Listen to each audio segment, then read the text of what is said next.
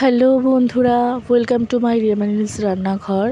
তো আজকের আপনাদেরকে আমি একটা দুর্দান্ত রেসিপি দেখাতে চলেছি, যেটা 10 মিনিটেই রেডি হয়ে যাবে। 10 মিনিটেই তৈরি করে নিতে পারবেন এই চিকেন কুড়মুড়ে স্ন্যাক্স। তো চলুন আমি দেখিয়ে দিই যে আপনারা কিভাবে এটাকে করবেন।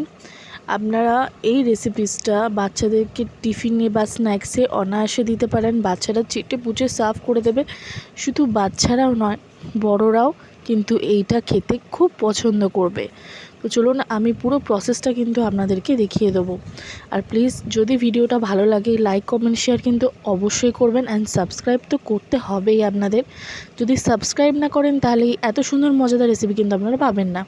তো দেখুন, আমি চিকেনের একটা ব্রেস্ট নিয়েছি।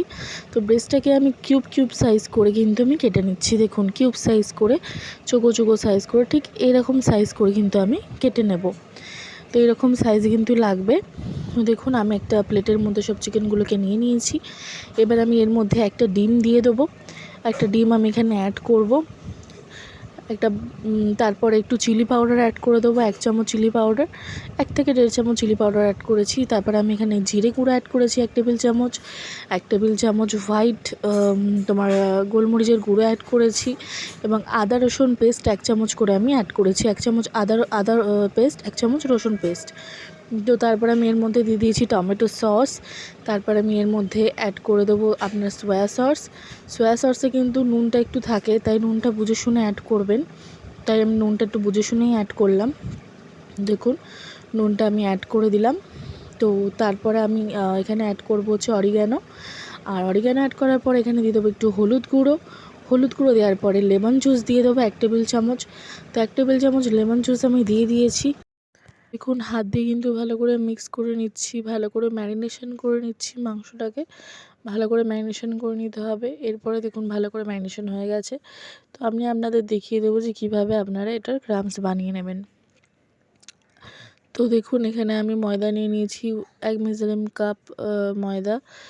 আর চিলি পাউডার দিয়ে দিয়েছি 1 table spoon, 1 table spoon garlic powder, 1 table spoon ginger powder, 1 table spoon white paper powder, যেটা হচ্ছে তোমার সাদা গোলমরিচ গুঁড়ো, 1 টেবিল স্পুন সল্ট, এবং 1 কাপ হচ্ছে তোমার দিয়ে দেবে কর্নফ্লাওয়ার। তো সবটা নিয়ে নিয়েছি। সবটা নিয়ে কিন্তু ভালো করে এটাকে মিক্স করে নেব। তো মিক্স করে নিয়েছি, ভালো করে মিক্স করে নিতে হবে। তো মিক্স করে নেওয়ার পর অল্প জল দিয়ে কিন্তু এটা একটা ক্রাম্বস বানিয়ে নিতে হবে। বন্ধুরা, আপনারা ভালো করে লক্ষ্য করে দেখুন, টিপসগুলো ভালো করে কিন্তু দেখবেন। তো এরমভাবেই করবেন। দেখুন, আমি একদম অল্প জল দিয়ে কিন্তু ক্রাম্বস বানিয়ে নেওয়া হচ্ছে এখানে। তো দেখুন, ক্রাম্বসটা দেখুন এত সুন্দর হয়েছে। ক্রাম্বসটা যে কী বলবো। তো ক্রাম্বসটা এরমভাবে বানিয়ে নিয়েছি। তো এর মধ্যে যে এক্সট্রা ময়দাগুলো আছে সেটা কিন্তু একবার চেলে নিতে হবে। তো চলুন, এক্সট্রা ময়দাটা আমি চেলে নেবো একটা ঝাঁঝরির মাধ্যমে। তো দেখুন, আমি স্টেনলেসে ঢেলে দিয়েছি। এটা ঢেলে দিয়ে কিন্তু আমি চেলে নিচ্ছি। এক্সট্রা ময়দাগুলো আমি চেলে নিলাম।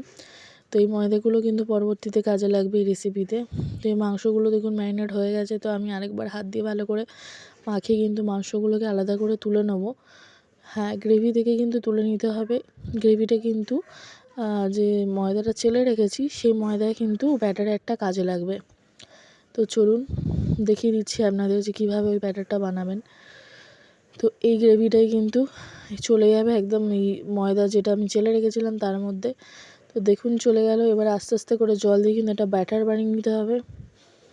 দেখুন, ব্যাটারটা খুব সুন্দর করে বানিয়ে নেবেন অল্প জল দিয়ে। দেখুন, এইরকম টেক্সচারের একটা ব্যাটার তৈরি করে নেবেন। এইরকম টেক্সচার আসবে ব্যাটারের। তো এইরকম একটা টেক্সচারের ব্যাটার বানিয়ে নেবেন। তো ব্যাটারটা বানিয়ে নেওয়ার পরে দেখুন,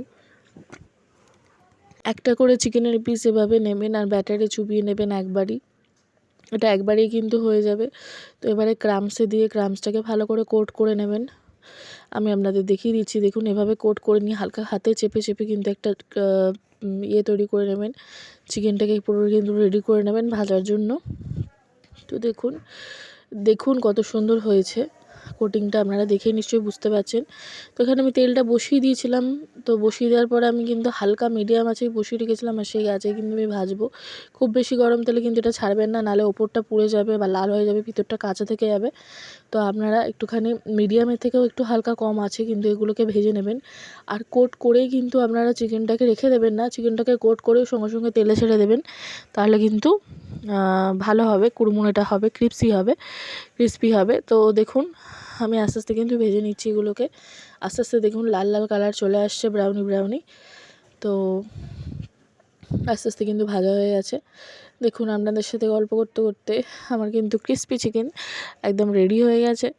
তো আপনারা এরমভাবে কিন্তু ঘরে ট্রাই করে নেবেন, অবশ্যই ট্রাই করবেন। আশা করি আপনাদের ভীষণ ভালো লাগবে এবং আপনাদের ঘরে যারা বাচ্চারা আছে না, তারা যে কতবার আপনাদের কাছে এটা খাওয়ার জন্য বায়না করবে আপনারা ভাবতেও পারছেন না।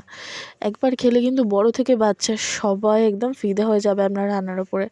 তো চলুন এটা কিন্তু এবার ট্রাই করে আপনাদের ভেঙে দেখিয়ে দিচ্ছি ভালো করে। দেখুন ভীষণ টেস্টি হয় খেতে, আপনারা অবশ্যই এটা বাড়িতে ট্রাই করবেন এবং ভালো লাগলে লাইক, কমেন্ট, শেয়ার, সাবস্ক্রাইব করতে কিন্তু ভুলবেন না। এবং এটা আপনাদের কাছে আমার একটা রিকোয়েস্ট যে আপনারা আমার পাশে থাকুন, তাহলে কিন্তু আমি এরকম নতুন ভিডিও নিয়ে আপনাদের সামনে আসতে পারবো। তো চলুন আজকের মতো ভিডিওটা এতটাই। তো আপনারা অবশ্যই কিন্তু আমার সাথে থাকবেন, আমাকে সাপোর্ট করবেন, যাতে আমি এরকম আরও অনেক ভিডিও আপনাদের সাথে আমি শেয়ার করতে পারি। আর এইটা কিন্তু অবশ্যই বাড়িতে ট্রাই করে আমাকে কমেন্টে জানাবেন যে কেমন লাগলো। তো আজকের মতো এতটুকুই, বাই। আবার দেখা হবে অন্য কোনো ভিডিওতে।